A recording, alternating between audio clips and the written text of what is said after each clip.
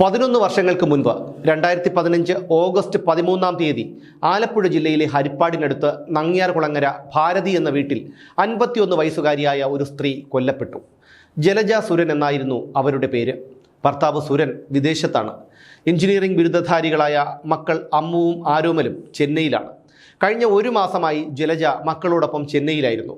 അടുത്ത ഒരു ബന്ധുവിൻ്റെ കല്യാണത്തിൽ പങ്കെടുക്കാനാണ് അവർ നാട്ടിലെത്തിയത്. വീട്ടിൽ തനിച്ചാണെങ്കിലും പകൽ സമയങ്ങളിൽ അവർ ബന്ധുവീടുകളിലൊക്കെ പോയിരുന്നു. സാധാരണ ചെന്നൈയിലുള്ള മക്കളും ഗൾഫിലുള്ള ഭർത്താവും എന്നും ജലജയെ വിളിക്കാറുണ്ടായിരുന്നു. എന്നാൽ അന്ന് പലതവണ വിളിച്ചിട്ടും അവർ ഫോൺ എടുത്തില്ല. അങ്ങനെ മകൻ ആരോമൽ തൻ്റെ സുഹൃത്തും അയൽവാസിയുമായ കണ്ണനെ വിളിച്ച് കാര്യം പറഞ്ഞു. അമ്മയെ വിളിച്ചിട്ട് കിട്ടുന്നില്ല, ഒന്ന് അവിടം വരെ ചെന്ന് നോക്കണം. ഇത് കേട്ട കണ്ണൻ ജലജയുടെ വീട്ടിലെത്തി. അപ്പോഴേക്കും രാത്രി 12:30 മണിയായിരുന്നു. കണ്ണൻ ചെന്നപ്പോൾ വീടിൻ്റെ മുൻവാതിൽ തുറന്നു കിടക്കുകയായിരുന്നു. വിളിച്ചിട്ടും കോളിംഗ് ബെല്ലടിച്ചിട്ടുമൊന്നും യാതൊരു പ്രതികരണവുമില്ല. അവൻ അകത്തേക്ക് കയറി. അപ്പോഴാണ് നടുക്കുന്ന ആ കാഴ്ച കണ്ടത്. ജലജ രക്തം വാർന്ന് ബെഡ്റൂമിൽ മരിച്ചു കിടക്കുന്നു. അതൊരു സാധാരണ മരണമല്ല, അവർ കൊല്ലപ്പെട്ടതാണ്. കണ്ണൻ പുറത്തിറങ്ങി അയൽക്കാരെ വിളിച്ചുകൂട്ടി. അയൽക്കാരൊക്കെ ഓടിയെത്തി. അവർ പോലീസിനെ വിവരമറിയിച്ചു. കുറച്ചു കഴിഞ്ഞപ്പോഴേക്കും പോലീസ് സ്ഥലത്തെത്തി. അപ്പോഴേക്കും നേരം വെളുക്കാറായിരുന്നു. പോലീസ് അകത്തു കടന്ന് മൃതദേഹം വിശദമായി പരിശോധിച്ചു. തലയ്ക്കു പിന്നിൽ എന്തോ ഭാരമുള്ള വസ്തു കൊണ്ടുള്ള അടിയേറ്റാണ് മരണം സംഭവിച്ചിരിക്കുന്നത്. മൃതദേഹത്തിൽ നിന്ന് താലിമാലയും 2 വളകളും വീട്ടിൽ സൂക്ഷിച്ചിരുന്ന 30,000 രൂപയും മോഷ്ടിക്കപ്പെട്ടിരുന്നു. എന്നാൽ ജലജയുടെ കമ്മൽ കാതിൽ തന്നെ ഉണ്ടായിരുന്നു. ഇതിൽ നിന്ന് പോലീസിന് ഒരു കാര്യം വ്യക്തമായി: മോഷണത്തിനിടയിൽ നടന്നൊരു കൊലപാതകമല്ല അത്. എന്തായാലും ഇൻക്വസ്റ്റ് തയ്യാറാക്കി മൃതദേഹം പോസ്റ്റ്മോർട്ടത്തിന് അയച്ചു. പോസ്റ്റ്മോർട്ടം കഴിഞ്ഞ് വിട്ടുകിട്ടിയ മൃതദേഹം സംസ്കരിക്കുകയും ചെയ്തു. എന്നാൽ കൊലപാതകയെക്കുറിച്ചുള്ള ഒരു തുമ്പും പോലീസിന് കിട്ടിയില്ല. ദൃക്സാക്ഷികളില്ലാത്ത ഈ കേസിൽ സാഹചര്യ തെളിവുകളും ശാസ്ത്രീയ അന്വേഷണവുമാണ് നിർണായകമാകേണ്ടിയിരുന്നത്. ആദ്യ മണിക്കൂറുകളിൽ പോലീസ് ശേഖരിക്കേണ്ടിയിരുന്ന പ്രധാനപ്പെട്ട പല തെളിവുകളും നഷ്ടപ്പെടുത്തിയെന്നുള്ള ആരോപണം പോലീസിനെതിരെ ഉയർന്നു. മോഷണം നടത്തുന്നതിനിടയിൽ നടന്ന ഒരു കൊലപാതകമല്ല അതെന്ന് ആദ്യം തന്നെ പോലീസ് ഉറപ്പിച്ചിരുന്നു. എന്തായാലും അങ്ങനെ 3 മാസങ്ങൾ കടന്നുപോയി. സംഭവം വലിയ വിവാദമായതോടെ കേസിൻ്റെ അന്വേഷണം ആലപ്പുഴ ജില്ലാ ക്രൈംബ്രാഞ്ച് ഏറ്റെടുത്തു. പക്ഷേ ക്രൈംബ്രാഞ്ചിൻ്റെ അന്വേഷണവും ഒരിടത്തും എത്തിയില്ല. അങ്ങനെ കേസ് CBIക്ക് വിടാൻ സർക്കാർ തീരുമാനിച്ചു. എന്നാൽ ഈ കേസെടുക്കാൻ CBI തയ്യാറായില്ല. കേസിലെ പ്രതികളെ സർക്കാർ സംരക്ഷിക്കുന്നു എന്നായിരുന്നു ആളുകളുടെ ആരോപണം. കൊലപാതകം നടക്കുമ്പോൾ രമേശ് ചെന്നിത്തല ആഭ്യന്തരമന്ത്രിയാണ്. അദ്ദേഹത്തിൻ്റെ മണ്ഡലത്തിലാണ് കൊലപാതകം നടന്നിരിക്കുന്നത്. എന്നാൽ ഉമ്മൻചാണ്ടി സർക്കാർ മാറി ഇടതുപക്ഷ സർക്കാർ വന്നിട്ടും പ്രതികളെ പിടികൂടാത്തത് വലിയ പ്രതിഷേധത്തിനിടയാക്കി.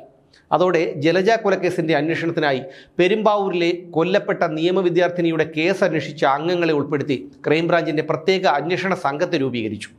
ക്രൈംബ്രാഞ്ച് വളരെ രഹസ്യമായി അന്വേഷണം തുടങ്ങി. ലോക്കൽ പോലീസ് ചോദ്യം ചെയ്തവരിൽ നിന്നെല്ലാം ക്രൈംബ്രാഞ്ച് സംഘവും പലതവണ മൊഴിയെടുത്തു.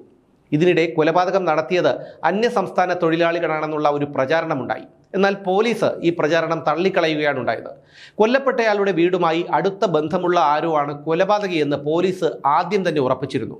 വീടിൻ്റെ മുൻവശത്തു തന്നെയാണ് പട്ടിക്കൂട്. എന്നാൽ കൊലപാതകം നടക്കുന്ന ദിവസം പട്ടി കുരയ്ക്കുന്നത് അയൽക്കാരും കേട്ടിരുന്നില്ല. അതുകൊണ്ട് തന്നെ ആ വീടുമായി ബന്ധമുള്ള ആരെങ്കിലും തന്നെയായിരിക്കും കൊലയാളി എന്ന് പോലീസ് ഉറപ്പിച്ചു.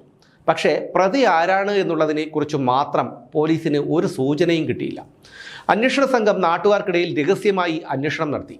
ലക്ഷത്തിലധികം ഫോൺ കോളുകൾ പരിശോധിച്ചു. രഹസ്യമായി വിവരങ്ങൾ ശേഖരിക്കുന്നതിനായി പലയിടങ്ങളിലും ജലജ കേസ് ഇൻഫർമേഷൻ ബോക്സ് എന്നെഴുതിയ പെട്ടികൾ സ്ഥാപിച്ചു.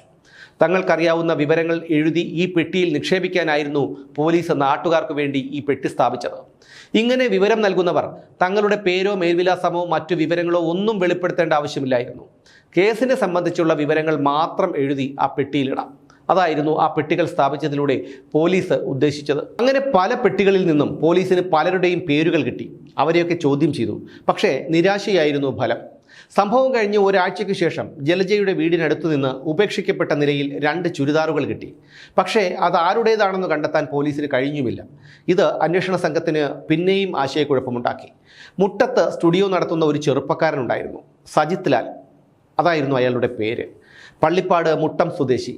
നാട്ടുകാരായ പലരെയും ചോദ്യം ചെയ്ത കൂട്ടത്തിൽ സജിത് ലാലിനെയും അന്വേഷണ സംഘം 2 തവണ ചോദ്യം ചെയ്തിരുന്നു. നാട്ടുകാരായ 100 കണക്കിന് ആളുകളുടെ മൊബൈൽ ഫോൺ വിവരങ്ങൾ ശേഖരിച്ച കൂട്ടത്തിൽ ഇയാളുടെ ഫോൺ വിവരങ്ങളും പോലീസ് ശേഖരിച്ചു.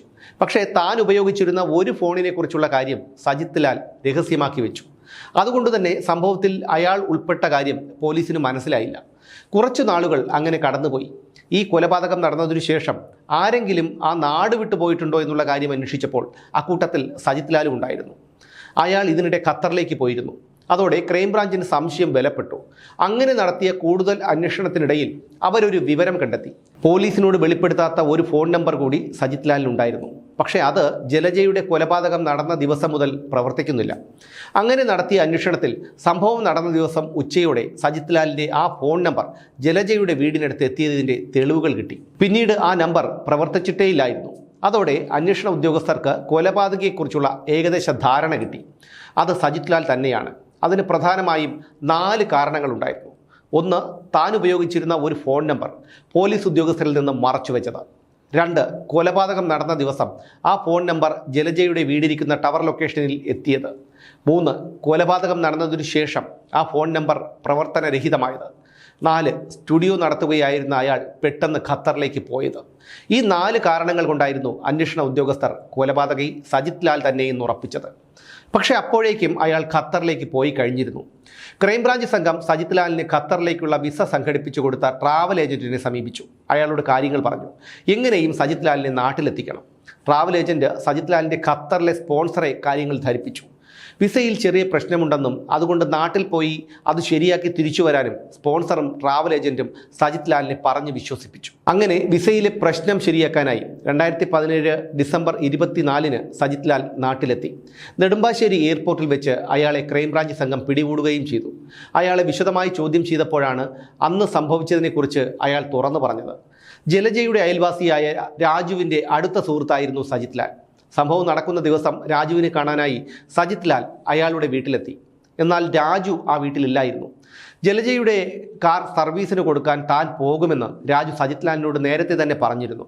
രാജുവിനെ അയാളുടെ വീട്ടിൽ കാണാതായപ്പോഴാണ് ജലജയുടെ വീട്ടിൽ ഉണ്ടായിരിക്കുമെന്നുള്ള ധാരണയിൽ സജിത് ലാൽ അങ്ങോട്ടേക്ക് ചെന്നത്. അവിടെ ചെന്നപ്പോൾ രാജുവില്ല, ജലജ മാത്രമേ ഉണ്ടായിരുന്നുള്ളൂ. ജലജ തനിച്ചാണെന്ന് മനസ്സിലായപ്പോൾ മദ്യലഹരിയിലായിരുന്ന സജിത് ലാലിൻ്റെ വിധം മാറി. അയാൾ ജലജയോട് മോശമായി സംസാരിച്ചു. പിന്നീട് അവരെ കയറി പിടിക്കാൻ ശ്രമിച്ചു. ഇതിനെ ജലജ എതിർത്തു. രണ്ടുപേരും തമ്മിൽ ഉന്തും തള്ളുമുണ്ടായി. ഇതിനിടയിൽ സജിത് ലാൽ അവിടെ ഇരുന്ന ഒരു നിലവിളക്കെടുത്ത് ജലജയുടെ തലയുടെ പിൻഭാഗത്തടിച്ചു. ആ അടിയിൽ ജലജ വീണു. തലയുടെ പിന്നിൽ ആഴത്തിലുള്ള മുറിവുണ്ടായി. ആ മുറിവായിരുന്നു മരണകാരണം.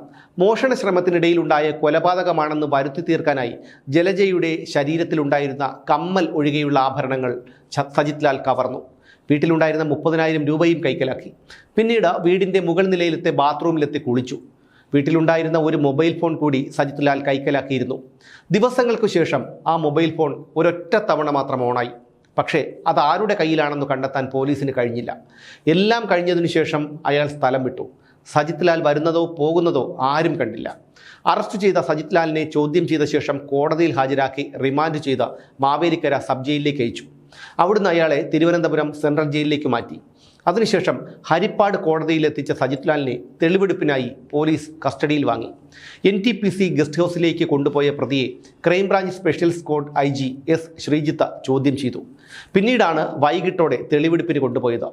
തെളിവെടുപ്പിനെത്തിച്ച സജിത് ലാലിനെ കാത്ത് വലിയൊരു ജനക്കൂട്ടം അവിടെ നിൽപ്പുണ്ടായിരുന്നു. അവരയാളെ കൂക്കി വിളിച്ചു.